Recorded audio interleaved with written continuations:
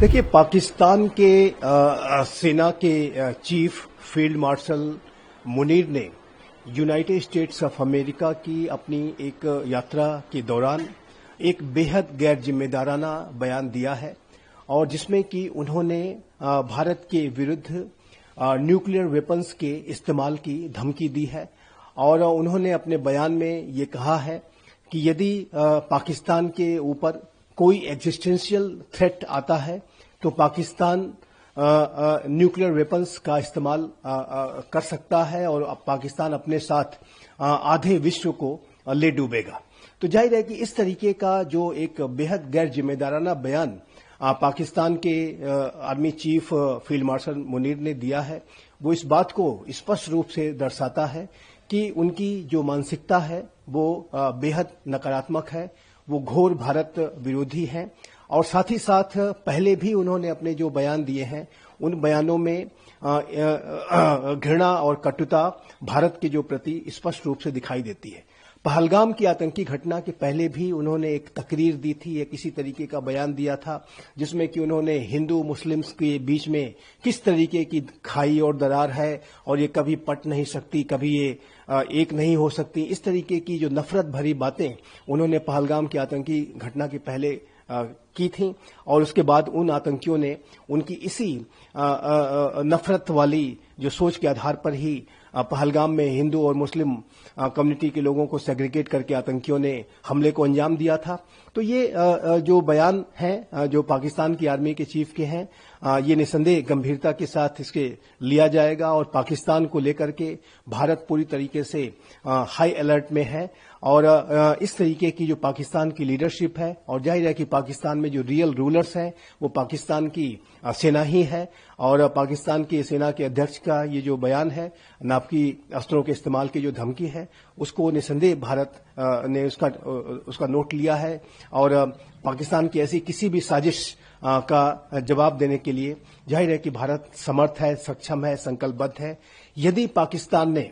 भारत के विरुद्ध किसी ऐसे दुस्साहस की तरफ उसने कदम बढ़ाया तो जाहिर है कि यह पाकिस्तान के पूरे अस्तित्व के विनाश का कारण बनेगा। भारत के पास पाकिस्तान से भी ज्यादा कहीं बड़ी कैपेबिलिटीज के न्यूक्लियर वेपन्स हैं और उन न्यूक्लियर वेपन्स को डिलीवर करने के सिस्टम्स मौजूद हैं। भारत के पास ट्राइड का सिस्टम है जो कि पाकिस्तान के पास नहीं है। भारत थल, नभ और जल सभी के माध्यम से second strike, third strike capabilities रखता है और ये पाकिस्तान यदि ऐसा कोई दुस्साहस आसिम मुनीर के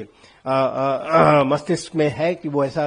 करने के बारे में सोच रहे हैं तो जाहिर है कि ये पूरे पाकिस्तान का जो अस्तित्व है वो वर्ल्ड मैप से मिट सकता है, इस बात को भी उन्हें समझना होगा। तो ये जो बयान है वो गैर जिम्मेदाराना है और ये धमकी भरे बयान है और इस तरीके के बयानों से पूरे विश्व में एक अस्थिरता फैलती है, पूरे साउथ एशिया के रीजन में अस्थिरता का वातावरण बन सकता है। लेकिन आसिम मुनीर ऐसे बयानों के लिए, अपने नफरत भरी सोच के लिए जाने जाते हैं। वो एक आर्मी चीफ कम एक कट्टरवादी मुल्ला का उनका जो व्यवहार ज्यादा दिखाई देता है,